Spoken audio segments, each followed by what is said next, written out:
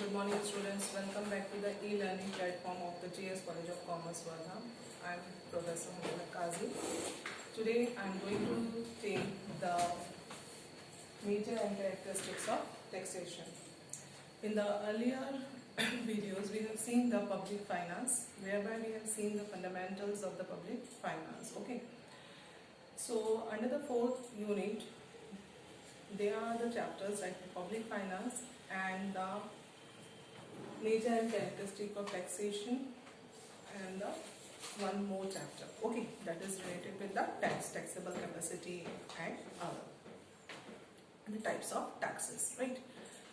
Now today we are seeing here the second chapter of the fourth unit, that is the nature and characteristics of taxes. So in the earlier videos we have seen the public finance. Under the public finance, what are the aspects which we have seen? That is what are the fundamental four aspects of the public finance. The first one is there the public expenditure, the second one is there the public revenue, and the third one is the public debts or the borrowing, and the fourth one is the public administrative machinery, which actually administer or maintain the overall these aspects. Okay. Now when we are talking about the public revenue, under the public revenue, one of the important source is actually the tax. So what is public revenue?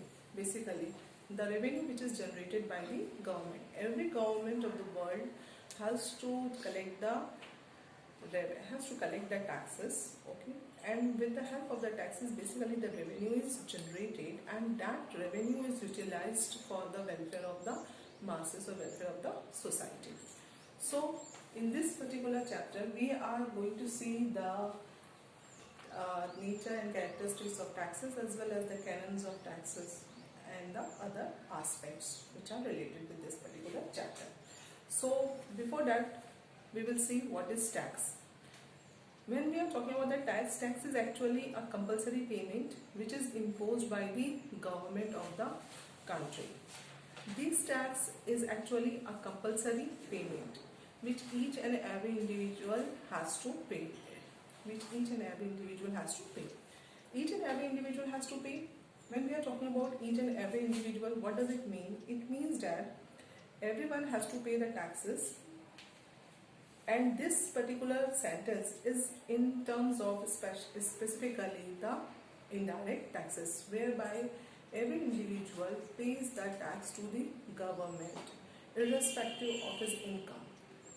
Whenever he buys a certain goods or service, he has to pay the tax under the indirect taxes. Okay. So tax is what? Tax is actually the payment which is to be made by an individual, and it is basically imposed by the government. Now see, these taxes are actually the main source of revenue to the government, and these revenue is actually utilized for the welfare of the masses via the public expenditures. So now we will see what is the definition of the tax. A tax is a compulsory contribution imposed by the public authority. Public authority means here what? The public authority means the government. Okay, the government is actually imposing the taxes, whether the state government, whether the central government, or the local bodies or local authority, irrespective of the exact amount of services rendered to the taxpayer. Okay, when we are talking about the exact amount of the services rendered to the taxpayer, so if a person who is rich and he pays the more tax, okay, it is not necessary that he will get the same amount of the services in return. Sometimes what happens, the rich individual who has to pay the more tax doesn't get any service, that doesn't get any benefit out of the tax which he has paid. Basically, this benefit may be for the poor section of the society via the public expenditures. Okay, so it's not necessary that this public expenditure, it is not necessary that whatever the amount of tax which an individual pays will be equally give the benefit to him. Okay. So irrespective of the exact amount of services rendered to the taxpayer in return, and not imposed as a penalty for any legal offence. Okay. So when we are talking that the tax is actually paid by individual, it is not a penalty. It is not a penalty for any offence. Okay, it is to be paid to each and every individual. Okay, it is a compulsory payment. It is a legal obligation on the part of the individual. Okay, so what this definition says? This definition says that a tax is actually the payment, the compulsory payment, which is to be paid by an individual of the society or the individual of a country. This tax is not necessary that whatever the amount of tax is paid by an individual will give the equal level of satisfaction or equal level of services on the part of the government. Okay, and this is not a penalty for any legal offence. Okay, now we will see what are basically the characteristics of the taxes. The first one over there is a compulsory payment. So I have compulsory payment. The tax is actually made mandatory by the government to each and every individual have to pay the tax. When we are talking about the direct taxes, at that time we will get the certain level of concession. Okay, which type of the concession? See, if an individual doesn't come under the certain income bracket, he will be exempted. Okay, he will not be imposed the tax. Okay, so the person is not required to pay the tax. There are certain extent that individual will be exempted. But when we are talking about the indirect taxes, okay, these indirect taxes is to be paid by each and every individual of the society. Okay, whenever a kid buys the chocolate of 1 rupee even, he also pays the tax. Okay, so tax is what? It's a compulsory payment which is to be paid by each and every individual of the society or each and every individual of the country. Okay, tax is a legal collection. What is tax? Tax is actually a legal collection. It is a legal sanction imposed by the government. Whenever these legal sanction is made, a proper planning is to be done by the government, and what amount of taxes are to be levied is to be decided, okay, in a pre-planned manner. Who will be exempted from this particular tax, from where the tax is to be collected. All these are the things which are pre-planned and this done under the legal sanction. So tax is actually the legal collection which is to be paid by the individual. Okay. Now we will see tax is a personal obligation. What I said earlier, the tax is what? Tax is the obligation. It is a financial liability to an individual which he has to pay. And whenever the tax is to be paid, a certain amount of the sacrifice is done on the part of an individual. Because what happens when the tax are paid, basically, it actually reduces the monetary condition of an individual. Okay, so tax is a personal obligation, tax is a personal liability, tax is a legal liability on the part of an individual to pay, on the part of the individual. Whenever the tax are paid, an element of sacrifice is made. Okay, suppose an individual is earning the 10 lakh rupees, okay, and he has to pay the tax of 1 lakh annually. What does it mean? It means that he has to make the sacrifice of 1 lakh rupees. From the 10 lakh, basically, he will now have the 9 lakh rupees for his disposition, okay, or for the disposal. So what is there? There is an element of sacrifice on the part of an individual while an individual makes the payment in the form of taxes. Okay, tax is imposed by the government alone. Who is the authority to impose the tax? Basically, it is government, whether the central government, state government or the local bodies. This government has the power to impose the tax. Okay. Via the taxes, the revenue is collected, the revenue is generated by the government, and these revenues actually utilized for the various welfare and the social, economic or various welfare activities or for achieving the various socio-economic objectives of the government. Okay. what are the socio-economic objectives? Socio-economic objectives, here I will say one objective which we will consider from the point of the principle of the economic stability or principle of equitable distribution of income. Okay, income and wealth. Equitable distribution of income and wealth, what is there?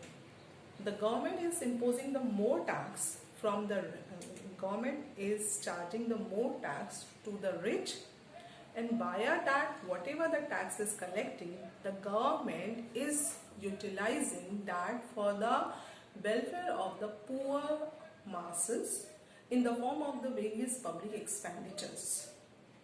So what is there? There is a social as well as economic objective. Similarly, whenever we are talking about the taxes, it's not necessary that when an individual is paying the 1 lakh rupees of tax, he will get the same amount or same value of the services or the same amount or same value of the benefits on the part of the government. Sometimes it may be possible that whatever the taxes are levied to an individual, he doesn't get that much amount of the benefit. So tax has the socio-economic objective. Similarly, benefit is not a condition for the tax payment. Okay, what I said, individual may get the benefit or may not get the benefit. Like when an individual is paying the taxes and that tax revenue is utilized for the free medical facilities or concessional rates medical facilities. Similarly, concessional rates education or the free education to the poor masses, these type of the benefits are not received by a rich category of the society. Yes, if we will say the tax are imposed and via the taxes the government is utilizing that money for the certain concrete projects, like for the construction of roads. Similarly, the dam is constructed. Okay, like construction of the roads, this road will be utilized for each and every individual.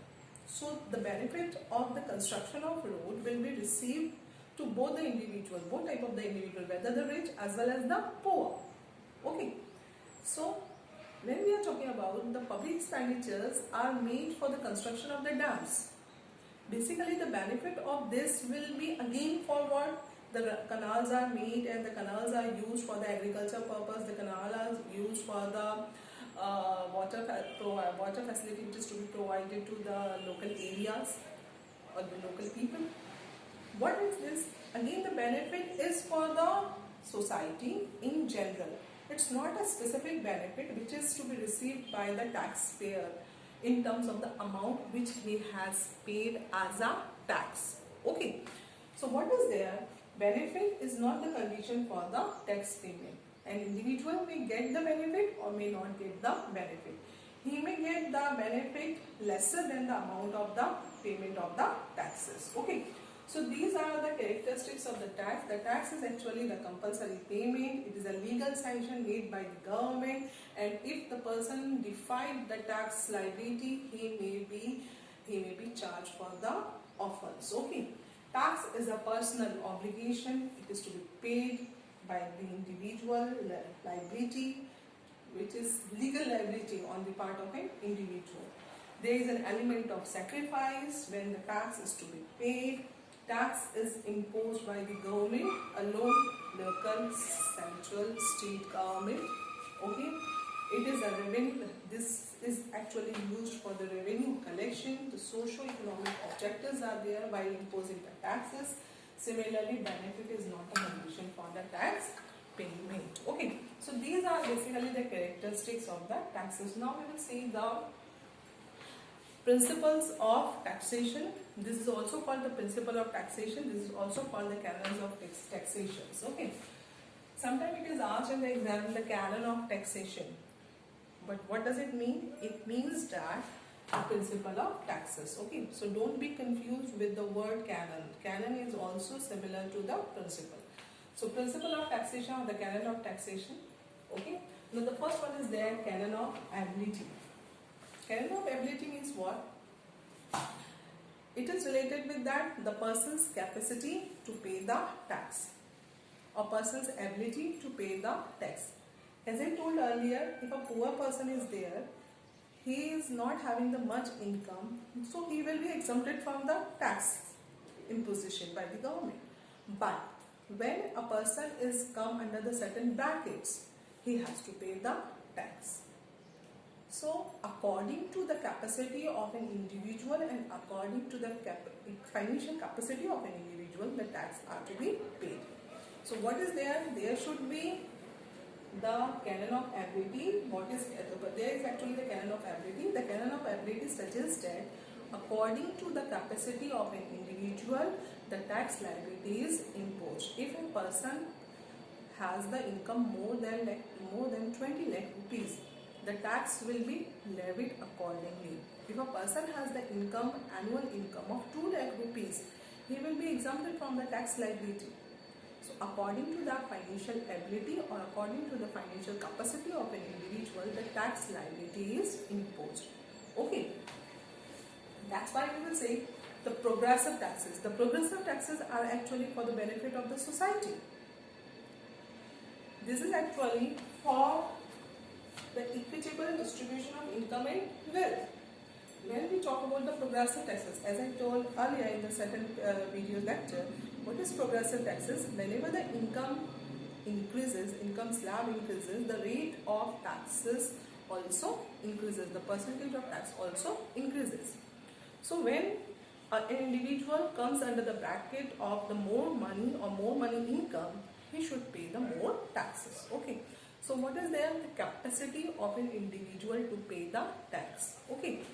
That's why if you see, the government basically imposed the less amount of tax on the necessities of life or the basic necessities goods like the food items, especially the wheat, rice, oil and the pulses, etc. Why so? These are the things which are to be bought by each and every individual. Okay. But there is the one thing according to the capacity. Okay. A poor man will not buy the basmati rice, but a rich person will buy the basmati rice. So there will be the certain amount of tax. When the luxuries are talked about, luxuries are taxed heavily. You people use the more and more mobile phones and smart mobile phones. These smartphones, on these smartphones, the tax liability is there. Why so? Because these phones are used by the people who are having sufficient amount of money. It comes under the luxury. Four-wheeler, okay, four-wheeler and the luxury car. The tax liability is more on such goods. Because these luxury cars will be purchased by such individuals who have the more money. So when an individual is having the more money, he has to pay the more taxes. So the canon of ability. Then the second one is there, canon of certainty. The canon of certainty and the canon of principle of the certainty suggested there should be the certainty in terms of the payment in terms of the amount of taxes. There should be the certainty in terms of the time period. There should be the certainty in terms of time, certainty in terms of amount. Okay, the tax is to be paid to an individual. So he should be sure enough, he should be certain enough that he has to pay that much amount of tax on his that much amount of income. The tax is to be paid annually, so the time element is there, date or time element is there. Okay, the tax is to be paid on a certain percentage of the income. When we are talking about the certain percentage of income, what is their percentage? So again there should be the certainty in terms of the amount, in terms of time, as well as in terms of the certain percentage. Now the next one is there, canon of convenience. The canon of convenience basically suggests that whatever the tax are levied, it should not it should be simple enough to be understood by the common layman, a common person.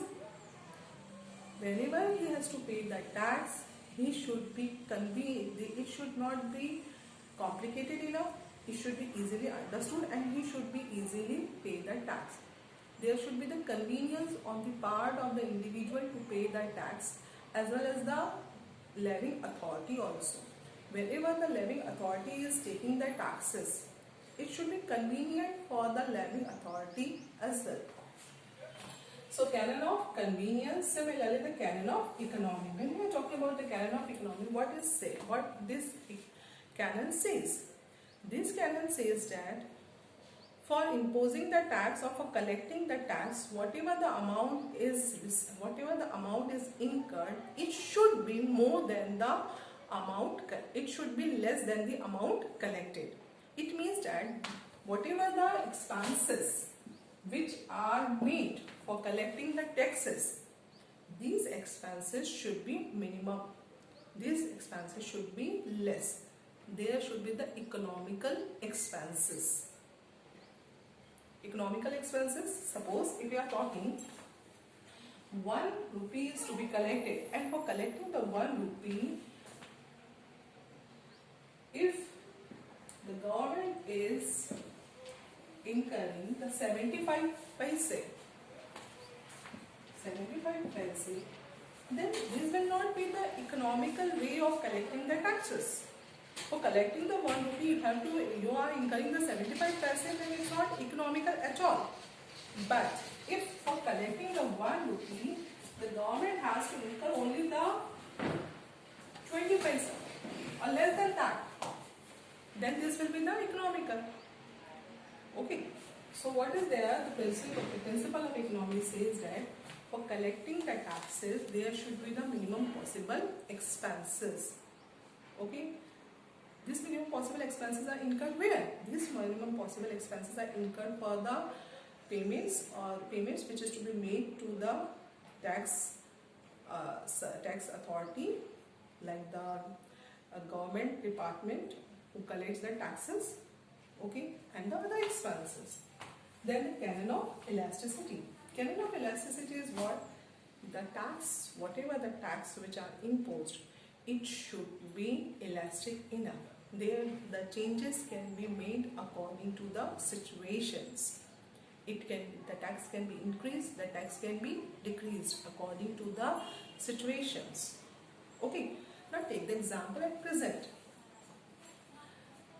The more tax are levied on the petroleum products, though the petroleum products are having the lesser price or their price are less in the international market. But still in India, we are finding the tax are more and we have to pay the more money for buying the 1 liter of petrol and the diesel. Why so? Because of the taxes which are imposed on the petrol and diesel. Why this government is doing? This government is doing for this to collect the revenue. Because of the lockdown, the government is actually suffering with the lack of revenue in the form of taxes, because of the many activities were hampered during the lockdown period. So via imposing the tax on these products, the government is collecting the more revenue for meeting the other expenses. Okay. So there should be the canon of elasticity. The tax can be increased or the tax can be decreased according to the situations. Okay. The canon of simplicity. This canon of simplicity suggested the taxes should be simple enough. Okay. It should be understood by a common person.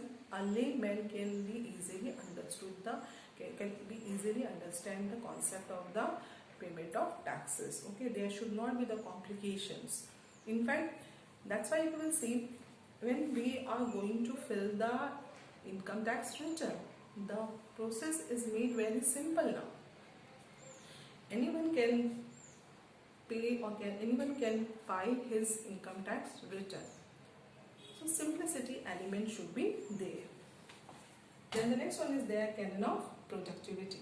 Canon of productivity, this principle says that whatever the amount is collected, okay, it should be productive enough and it should be utilized for the other public expenditures. Okay, it should generate the certain amount of benefits to the society. It should be productive enough. Okay.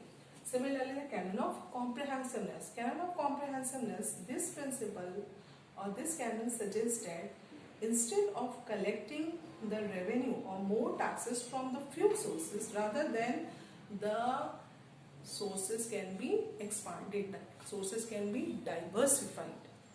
The tax collection sources can be comprehensive. The government can collect the taxes via the different areas, via the different sources. Okay, so the area or scope should be comprehensive enough, not from the single source or from one or two sources the tax can be collected. The next one is there, principle of equitable distribution of income and wealth. Principle of equitable distribution of income and wealth, what does it say? It says that levy the more tax to the rich and use that more collected sources from the rich can be utilized for the welfare of the poor. So via that, the equitable distribution of income and wealth can be possible. The rich has to pay the more tax and the benefit should be more towards the poor. Okay. Now the principle of economic stability. Principle of economic stability, what does it mean? The principle of economic stability says that when there is a depressionary situation, what is there? There should be the less amount of tax. When there is an inflationary situation or there is a boom period, what is there? There should be the more tax can be levied. Okay. So via the mode of taxes, the economic stability can be maintained. Okay. So principle of economic stability suggests that in terms of according to the business cycles or according to the economic conditions, basically the tax is imposed and via that the economic stability can be maintained. Then the next one is the principle of coordination. What I said earlier, the tax are basically levied by the government. This government may be the central government, this government may be the state government, this government may be the local bodies. So whenever the tax are levied, these taxes which are imposed by these different authorities should not overlap to each other. There should be the coordination on the part of the government, irrespective of these three stages, state, central as well as local bodies, and accordingly the tax are collected. Okay, so there should not be such that one person has to pay the more 2 or 3 times of tax to the different authorities. Okay, so that is the principle. That principle suggests that the principle of coordination. This coordination should be in the central government, state government and the local bodies. All this coordinate and accordingly tax. Okay, state government. Take the example of that. Take the example that direct tax, that or the income tax. This revenue or this tax revenue goes to the central government. Okay.